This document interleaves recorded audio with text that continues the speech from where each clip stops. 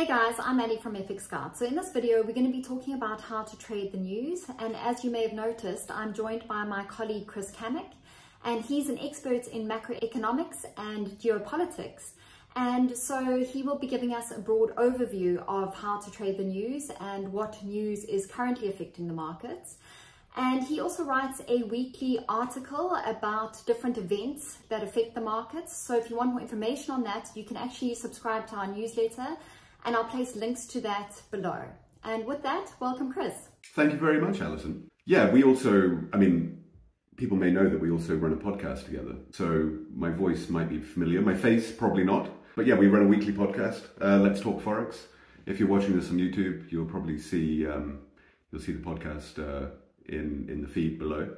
And this season, we're actually going to be switching up. We're going to be doing a video podcast, aren't we, Alison? Yeah, we're going to be starting our video podcast. So you'll actually see that on our YouTube channel in one of the playlists. So you'll see more of my beautiful face alongside Alison's more often. And yeah, we'll put that in a separate playlist. So yeah, please tune into that as well. And feel free to give us any feedback, what you think. Yeah, absolutely. And on that note, I just want to quickly run into our intro and then into our disclaimer.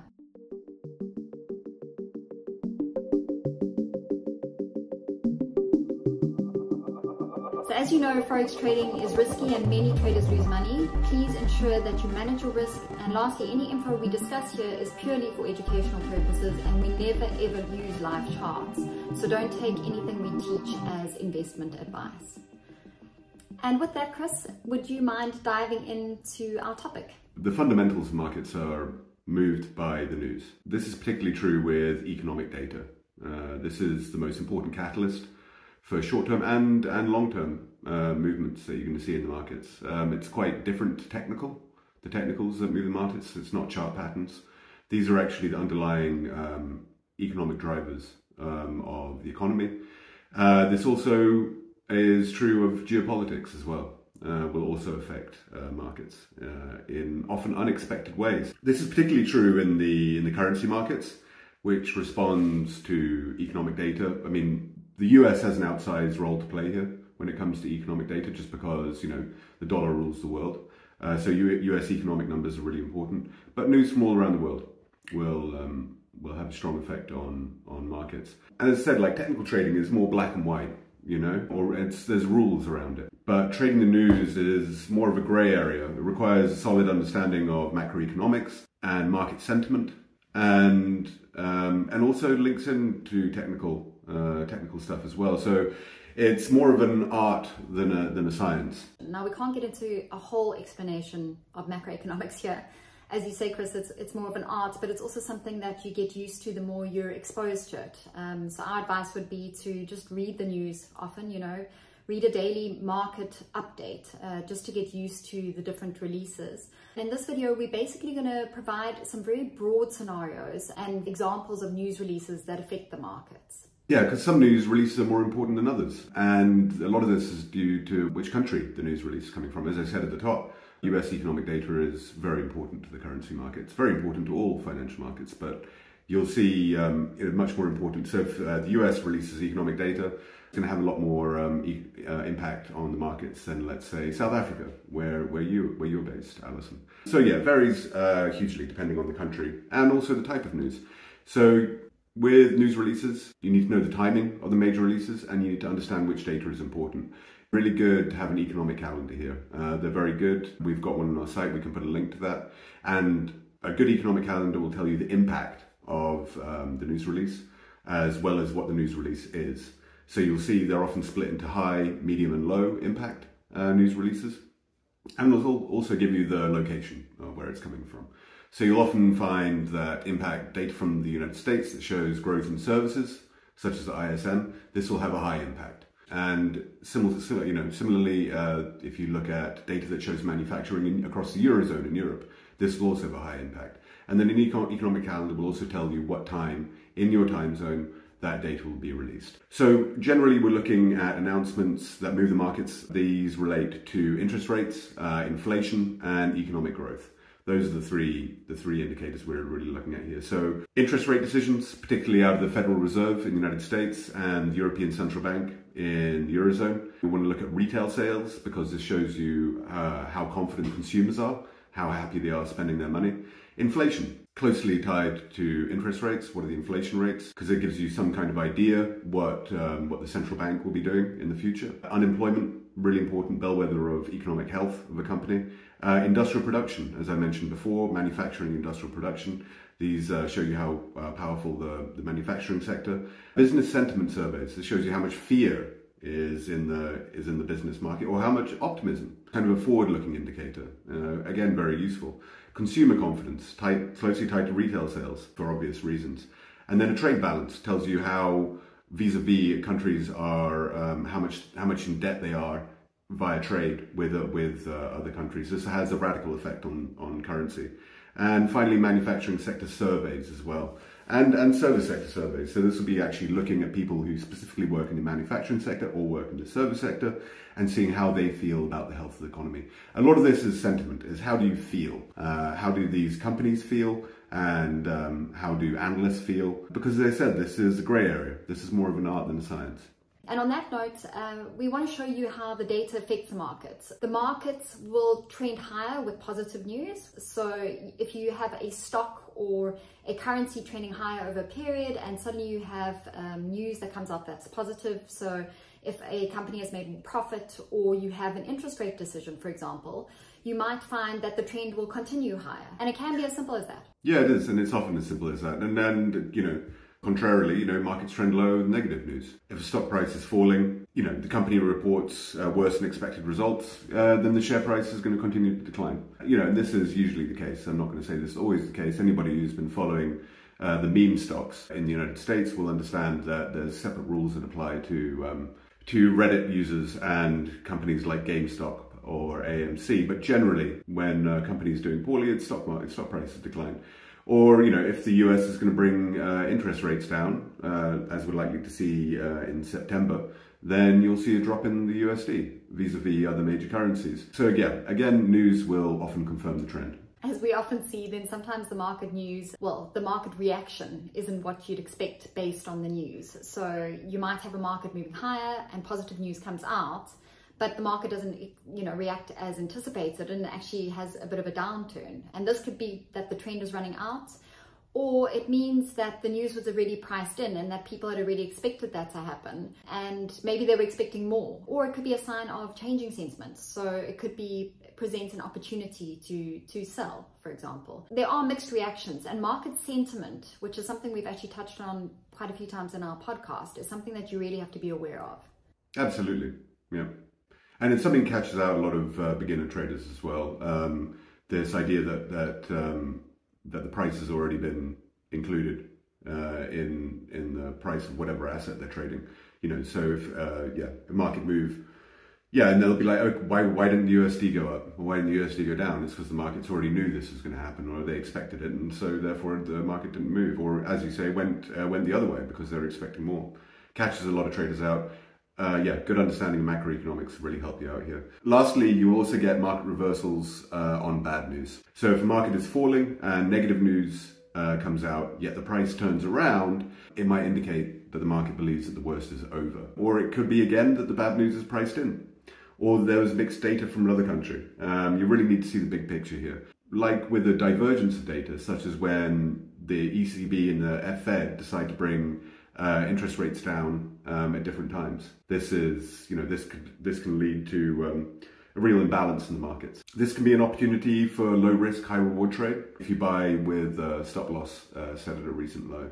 But again, it depends on the data. You need to know the markets you're working in, and you need to know have a good understanding of the macroeconomic picture around it. A lot of the time, when you have a news release, you'll often find that stop hunters, I know people see it as a conspiracy theory, but often stop hunters push the price in the opposite direction first to sort out all the stops and get in at a better price. Yep, absolutely. You see it all the time. Volatility around major news events is huge. And really good advice, Alison. Stay away at first because, as you say, I mean, it is a conspiracy theory. I'm not gonna. I don't want to say here that it's actually happens. That this is what's happening. Is that the big boys, as you say, the hedge funds and the big market players are forcing stops on people. But it is a very common occurrence. The volatility around it, and your likelihood of you getting stopped out is very high. So yeah, do wait until you can see a definite trend before jumping in around news. So now we just want to dive into a few real life examples. So the first one I want to describe, which is something most people will be aware of, is the Brexit vote. So, it was UK's decision, obviously, to leave the European Union in 2019. I think it was 2019, Chris. 2019, 2020. When did it actually happen? 2016 was the vote. 2020 was the actual date of leaving. Yeah. And the markets basically expected a vote to remain. But when the vote to leave was announced, then, the pound absolutely plummeted. And this reaction was expected. And, the pound continued to decline over the next few months. That's a news event that when it happened, it was expected, and, it continued in the same direction. Yeah, absolutely. And then another significant event was the 2016 US presidential election, when Donald Trump won the vote. And people there was a lot of speculation that this would really negatively impact the stock market, because people were worried about the chaos that Trump might potentially bring to the United States. So there was an initial sell-off, but then the market recovered and continued to rise. Defying a lot of analysts' expectations. And I think there's a number of things going on here. One is that markets had priced in a Trump presidency. They also believed that Trump presidency, unlike many voters in the United States, particularly many Democratic voters in the United States, voting as Democrats with a big D, voting for the Democrat Party, they didn't believe that a Trump presidency would be quite as bad for the financial markets as many voters thought. So again, expectation versus reality. Very different. And then the last thing that we want to talk about is recent examples. So it was just last week, on the 2nd of August, where there was the release of the NFP data, which, as you mentioned earlier, Chris, is a very important news announcement that happens once a month. So it happens basically on the first Friday of every month. And it's about the jobs that have been created from the month before in the US. So last week, the report showed fewer jobs added than expected. So it was the actual data was at 114,000 jobs versus 175,000 expected. And as you can imagine, the dollar just plummeted. So you saw the Euro USD go up by, I think, 117 pips. And the dollar index, of course, reacted similarly. Yeah, exactly. And this it was a really interesting event, actually. It's something I personally have been waiting for a while. We've seen weaknesses in the labour market in the United States. We've seen signs of cooling, the economic growth cooling, but that had yet to be backed up by the NFP data. And then here we are, in a really big way, in a spectacular way. And even though I think a lot of people were expecting something like this to happen, it caught a lot of the markets off guard, because of the sheer gulf between the expected figure and the actual figure. So people were thinking, look, it might be coming in a bit weaker, but I mean, 114K versus 175K was a huge difference. And what this did is it sparked fears of recession in the United States. So it's, one thing to say, oh yeah, look, the jobs data is coming in low, the economy is cooling off. But the Federal Reserve for the past year and a half, with holding interest rates so high, while the US economy has been growing so, really well.